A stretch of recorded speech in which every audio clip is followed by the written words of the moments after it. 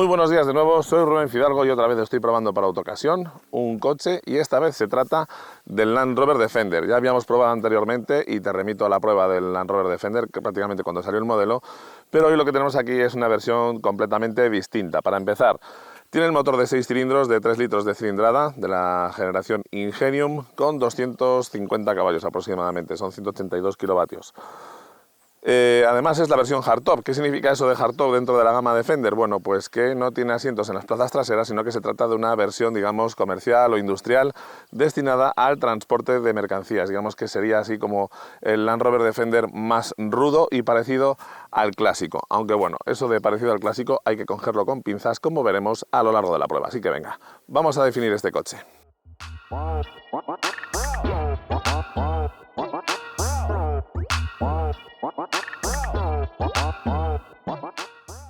En la vista frontal del Land Rover Defender Hardtop no hay diferencia con respecto a los demás Defender. Sí que es cierto que nos faltan los faros antinieblas, que sí que encontrábamos, por ejemplo, en el Defender que probé la primera vez, pero por lo demás es un coche idéntico. A mí personalmente me gusta muchísimo su diseño, me parece uno de los todoterreno que hay en este momento en el mercado más atractivos y que sí que han conseguido que recuerde vagamente al modelo clásico, siendo un coche completamente distinto. Tiene unas formas mucho más redondeadas, más aerodinámicas y mejores de cara a proteger a los peatones en caso de atropello. Tenemos una iluminación excelente, full LED, y los faros, bueno, pues han buscado que sí que recuerden un poco con la disposición de las luces de posición y el intermitente y la forma redonda del faro al modelo clásico. Tenemos estas tomas de aire en los laterales que lo que hacen es reducir ligeramente la superficie frontal y mejorar vagamente la aerodinámica en un coche que al fin y al cabo es como una caja de zapatos, así que muy buena aerodinámica no puede tener. Pero me llama la atención que en la toma de aire de aquel lado se ve descaradamente el radiador de la refrigeración, lo cual lo deja bastante expuesto. Bueno, más bien aquel es el del intercooler de la sobrealimentación, lo deja bastante expuesto a poderlo romper con alguna rama o algo cuando practicamos conducción 4x4, que al fin y al cabo es para lo que ha nacido este modelo. Otra cosa que me alegra muchísimo de esta prueba es que he visto que en Land Rover han tomado buena nota de las críticas tanto de los probadores como sobre todo de los clientes, que al fin y al cabo es a los que hay que satisfacer, y han eliminado gran parte o prácticamente todos los defectos que se criticaban, como por ejemplo lo que me sucedía en la prueba del primer Land Rover, que os decía que estas molduras de aquí saltaban cada vez que le daba con una manguera de alta presión. Ahora están mucho más apretadas, todo está mucho mejor terminado y eso me alegra porque quiere decir que en Land Rover están por el buen camino.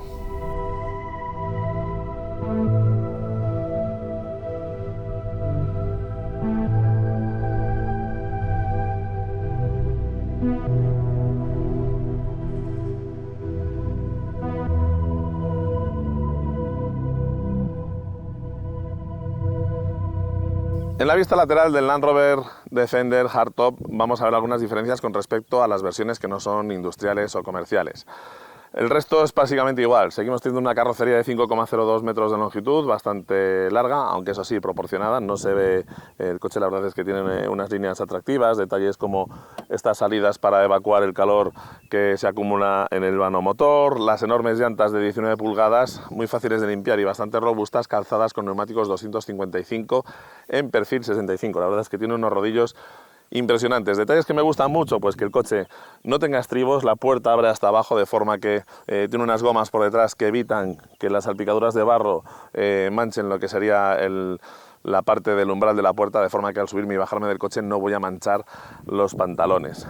Los retrovisores, igual que criticaba en el primer vídeo, cuando los plegamos siguen sobresaliendo una barbaridad, no es muy práctico el sistema de plegado y las diferencias en esta versión hardtop las tenemos de aquí hacia atrás.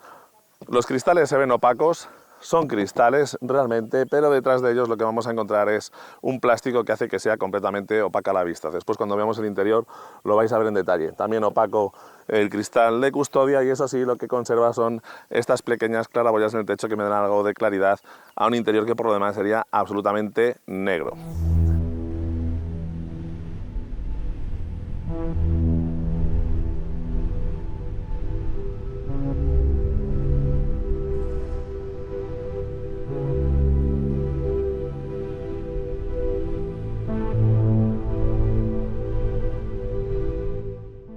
Ya que lo tengo en este plano lateral, Un detalle sobre el que llamar la atención es que el portón abre hacia el lado de la acera y tengo aquí unas teclas con las que puedo variar la altura del coche. Tenemos suspensión neumática, esto va a tener varias ventajas, tanto en carretera porque el confort de marcha va a ser muy bueno, como fuera de la carretera en el campo, porque como veis tenemos unos recorridos de suspensión súper generosos. Esta sería la altura máxima para superar los obstáculos y luego tendríamos una postura de acceso o para circular por los parkings. En el momento en el que supero los 30 o 40 km por hora el coche coge la altura normal, pero en esta altura tenemos un coche de menos de 2 metros de alto que me va a ayudar a poder circular por la mayoría de los parkings que hay. La vista trasera del Land Rover Defender, para mi gusto, es una de las mejor conseguidas. Tiene estos hombros que recuerdan bastante a los del modelo clásico, también las proporciones y, en fin, hay detalles que hacen que nos recuerde bastante al Land Rover Defender clásico. No penséis que hay ninguna avería eléctrica en el coche, lo que pasa es que tiene una función muy práctica. Apretando una tecla que hay aquí dentro, ahora os la mostraré, el coche hace un chequeo de la iluminación para que podamos verificar si tenemos el remolque conectado, que funcionan correctamente, pues eso, los indicadores de dirección, las luces de freno, las de posición, las de marcha atrás, en fin, la verdad es que es una solución bastante práctica, incluso los antinieblas, como podéis ver. También podéis ver que realmente se ve muy bien esta iluminación, lo cual nos proporciona bastante seguridad en los viajes.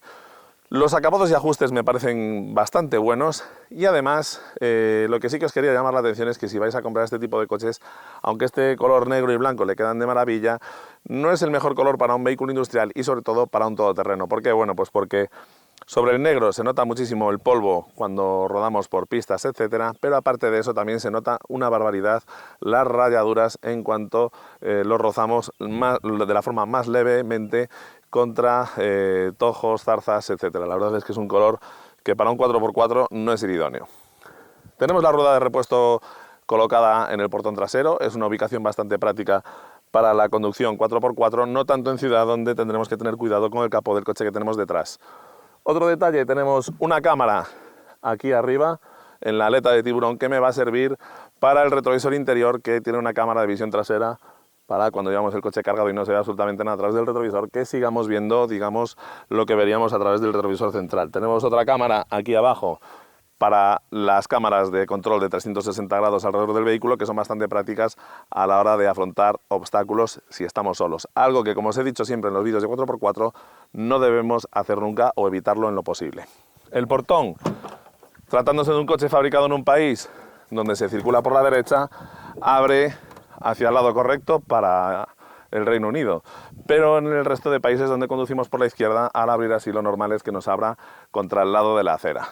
Como veis, me deja un acceso muy cómodo a un interior que os presento ahora y en el que faltan por completo las plazas posteriores, y lo que tenemos son cofres por todas partes.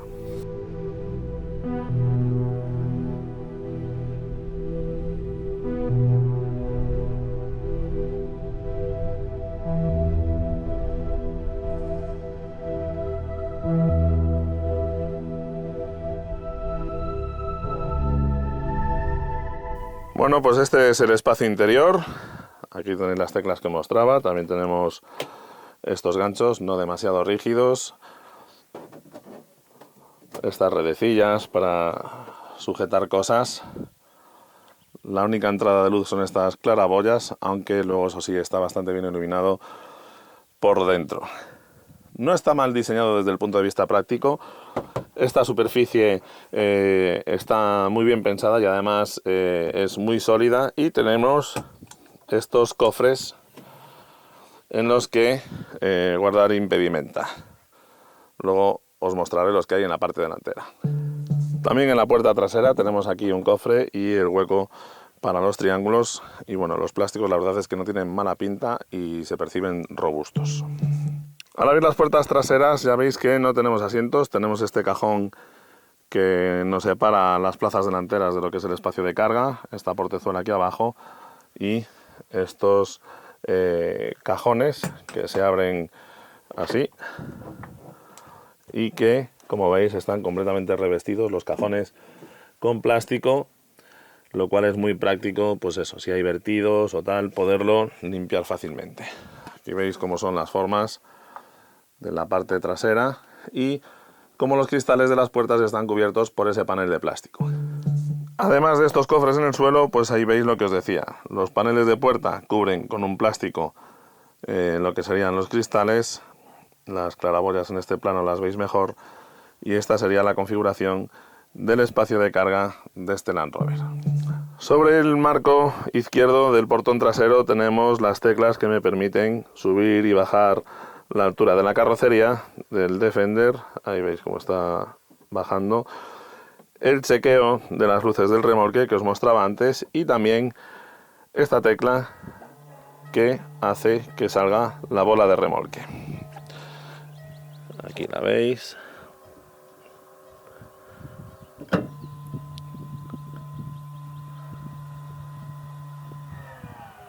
Ahí está fijada. Ya veis que la maniobra apenas tarda 15 segundos. Ahí tenéis en detalle el mamparo que separa el puesto de conducción del puesto de carga. Esa rejilla es lo único que permite acceder a la parte posterior. El acceso al Land Rover Defender, bueno, pues tiene todos los problemas que tienen los todoterrenos, que son bastante altos. Y es que si eres una persona bajita, pues menos mal que tienes estos asideros que te ayudan a subir.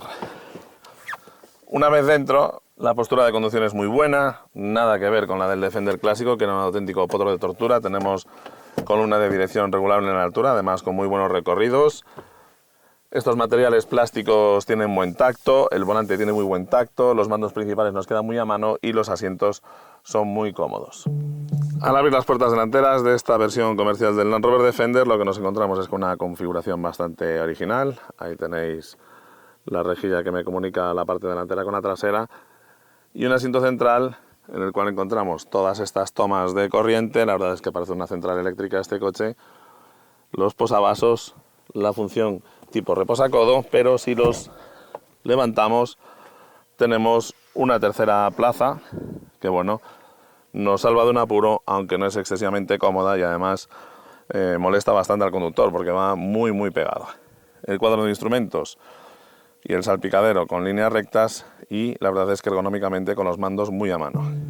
Detalles prácticos, bueno, pues las alfombrillas que son de goma y también el suelo inferior que es completamente de plástico, de forma que aunque tengamos derrames de agua o barro es muy fácil de limpiar. Esta es más o menos la vista que tiene el conductor. No puedo ponerme en el asiento de atrás porque no los hay. Las palancas y todos los mandos tienen, la verdad es que muy buen tacto y además nos queda todo bastante a mano con esta consola central en la que tenemos los mandos de la climatización y también de las distintas funciones de conducción off-road sobre las que hablaré. La pantalla táctil de muy buena respuesta y además un tamaño que se ve muy bien. En este lado del volante tenemos los mandos del control de crucero y también del asistente de mantenimiento en el carril, limitador de velocidad, y aquí tenemos los mandos que manejan el ordenador de a bordo, el volumen del equipo multimedia, etc. La instrumentación es muy completa, nos muestra mucha información. Cuando tenemos el navegador trabajando en lugar del ordenador de a bordo nos muestra la información del navegador. Y en la pantalla central la verdad es que tenemos muchísimas cosas interesantes. Por ejemplo, si nos venimos aquí a las aplicaciones, siempre os estoy diciendo que es muy importante conocer los límites de nuestro coche. Bueno, pues aquí tenemos las dimensiones del vehículo, que nos las marca además en función de la altura que tengamos seleccionada del coche, ¿vale? Yo con esta tecla puedo subir y bajar la altura y como veis aquí me va a variar las cotas del vehículo, ¿de acuerdo? Me avisa de que tenemos el coche subiendo y me muestra esas cotas. Más cosas interesantes, si busco la información sobre 4x4, vamos allá, aceptamos, me muestra la altura de vadeo, la información de los sistemas de tracción, etcétera, para qué sirve cada uno de los modos de conducción que tenemos. Nos viene aquí cómo modificar las cualidades 4x4. Aquí en este momento tenemos todo libre, el diferencial central liberado, la suspensión, como veis, están a una altura intermedia, no están todavía en la posición más alta.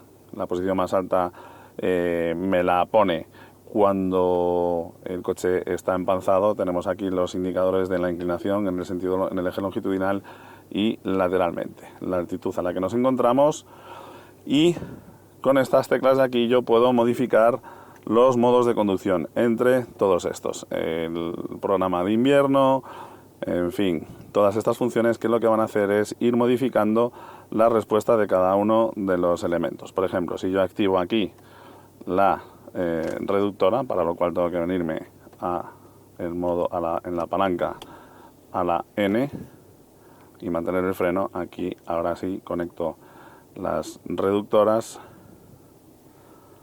Cuando deja de parpadear está conectada y con el programa de funcionamiento, por ejemplo, para trabajar sobre nieve, lo que me va a hacer es liberar o bloquear el diferencial central, ¿de acuerdo?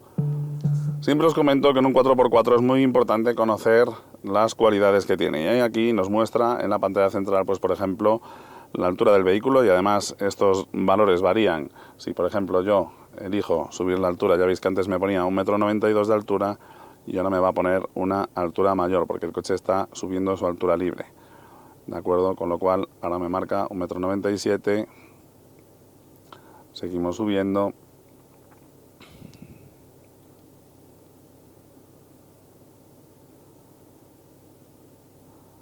Cuando termine de corregir la altura me marcará la nueva altura y las nuevas cotas del vehículo. Ya veis, 204, y también me han variado los ángulos de ataque, salida y ventral. ¿De acuerdo? Con estas teclas de aquí vamos a poder modificar, activamos el control de velocidad de descenso, desactivamos el start-stop, las reductoras y también los modos de conducción en todoterreno. Que esto va a ser bastante interesante si nos venimos aquí a las aplicaciones y nos vamos a la información 4x4. Y aquí nos va a mostrar qué es lo que está haciendo el vehículo en cada momento. Tenemos, por un lado, la altura de la suspensión. Ya vemos que tenemos el diferencial central liberado. Vamos a conectar las marchas cortas, ¿vale? Y al conectar las marchas cortas y elegir aquí un modo de conducción, por ejemplo, para barro o roderas, el programa debería de bloquear, está intentando bloquear el diferencial central, pero no lo consigue porque está en una postura en la que no puede liberarlo, de forma que tendremos que avanzar un poco. Ahora volver a poner el punto muerto y ahora sí ya debería de poder bloquearme el diferencial central, ¿de acuerdo? Para conducción lateral, también a la hora de realizar vadeos, me va a mostrar las distintas cotas. Y luego aquí podríamos configurar nosotros cómo queremos que el coche funcione. La verdad es que tiene bastantes funciones. Lo que sí que es cierto que, por ejemplo, y como se ve en el esquema anterior, no tenemos la posibilidad de bloquear más diferenciales que el central. Eso sí, tenemos un control de tracción que funciona muy bien y me va a ayudar en situaciones como cruces de puentes, etcétera. Bueno, otro detalle aquí en el interior lo tenemos en el espejo retrovisor. Esa sería la vista con el espejo retrovisor convencional, y aquí activando la cámara que os comentaba antes, que va sobre la aleta de tiburón en la antena. Aquí veis lo que se ve cuando conectamos las cámaras de marcha atrás, que además también me muestra pues una visión todoterreno, o si tengo el remolque conectado, cómo sería la vista. La verdad es que la imagen es muy buena. Ya veis aquí como ahora ya sí ha bloqueado el diferencial central. Tenemos también una información sobre la inclinación longitudinal y lateral del vehículo. La verdad es que esta pantalla es bastante práctica, aunque como os digo, en el 4x4 lo mejor es que vaya siempre un copiloto con nosotros que nos pueda ayudar en las maniobras más complicadas. Seguimos conociendo un poco mejor las características técnicas de este Land Rover Defender para ver qué es lo que tenemos para circular por el campo. Y lo que tenemos es un motor de la familia Ingenium de última generación, ya con microhibridación, lo cual me permite tener etiqueta Eco. 6 cilindros, 3 litros, 250 caballos, caja de cambios automática de 8 velocidades con su reductora, diferencial central, lo cual me va a permitir circular con este coche en tracción 4x4 también por carretera, lo cual es un plus de seguridad, y suspensiones neumáticas. Aquí veis los sensores que me permiten, y las tuberías que meten el aire para subir y bajar la suspensión.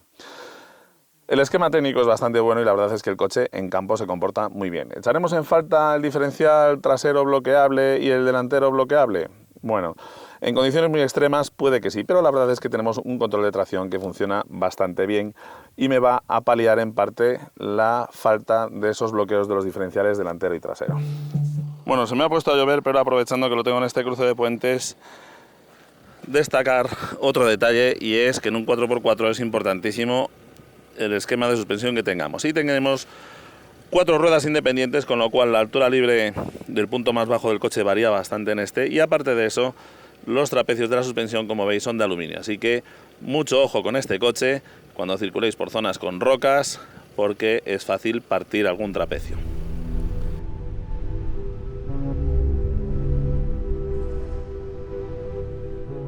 Bueno, pues como no, Murphy está haciendo de las suyas y se ha puesto a llover bastante, así que no estoy muy seguro de que vaya a poder ofreceros imágenes dinámicas desde el exterior del coche, porque no quiero estropear las cámaras. Vamos a hacer tiempo mientras tanto y vamos a probar este Land Rover Defender. Y la verdad es que no hay sorpresas. El comportamiento que me he encontrado es exactamente el mismo que el del otro, lógicamente con las diferencias de tener un motor diferente, con más potencia, de 6 cilindros, con un funcionamiento mucho más fino que el que probé anteriormente. La verdad es que el Defender me ha sorprendido desde el primer momento, el nuevo Defender, por el confort de marcha que tiene este coche. La verdad es que es un coche comodísimo, como digo, para viajar. En ciudad, bueno, pues con esta versión comercial vamos a tener un problema de visibilidad, ya que los laterales son completamente opacos, de forma que en los cruces pues no vamos a ver muy bien, porque no podemos mirar a través de las ventanillas traseras. Así que nos vamos a tener que guiar exclusivamente por los retrovisores y por las cámaras periféricas, que la verdad es que controlan absolutamente cada esquina del coche. Maniobra muy bien, tiene un radio de giro muy bueno, aunque eso sí, es un coche de más de 2 metros de ancho y de más de 5 metros de largo, así que, pues bueno, lo suyo no son los parkings de los centros comerciales, ni las calles estrechas, ni los atascos, etc. En carreteras secundarias también tiene un buen rodar, el coche, las suspensiones filtran muy bien y tiene suficiente estabilidad, no es para nada el Defender de antes. La verdad es que bueno, es un coche que en carreteras secundarias no se desenvuelve mal. Eso sí, pesa más de 2 toneladas. Si vamos un poquito excedidos de velocidad, con un motor que tiene bastante potencia, es bastante fácil hacerlo si no tenemos un poco de temple con el pie derecho, pues no nos vamos a dar cuenta de lo pesadísimo que es, porque el coche tiene un rodar muy bueno. No nos vamos a dar cuenta hasta que lleguemos a una curva o hasta que haya que pegar un frenazo, y detenerlo le va a llevar metros, ¿vale? Porque tiene muchísima inercia que transformar en calor. Así que, pues bueno, como os digo, es un coche que rueda muy bien, tiene suficiente estabilidad, pero es muy pesado y tampoco le gustan nada las maniobras bruscas como las esquivas, etcétera. Algo que es común con absolutamente todos los todoterrenos y con muchos SUV, ¿de acuerdo? No son coches pensados para maniobras bruscas. Y cuando hablo de maniobras bruscas no me refiero a ir haciendo el jíbaro por una carretera secundaria. Me refiero simplemente pues, a un imprevisto, como que se te cruce un niño, o que alguien que te acaba de adelantar de repente coge la salida inmediatamente delante de ti, etcétera. Cosas que nos encontramos todos los días, todos. Así que en ese tipo de situaciones este coche, pues bueno, tiene sus limitaciones. En autopista, a 120 km por hora, es un coche que transmite seguridad, es súper confortable, como digo, para viajar. Siempre y cuando vayamos 2, tenemos un enorme reposabrazos aquí. Cuando vamos 3, la cosa ya cambia, y es que el que va en la plaza central va completamente arrinconando al conductor, que tiene que encogerse un poco para que sus hombros no vayan golpeando contra el pasajero de la plaza central. Pero lo que es el coche en sí, por suspensiones, por dinámica, etcétera, es muy muy confortable para viajar por autopista.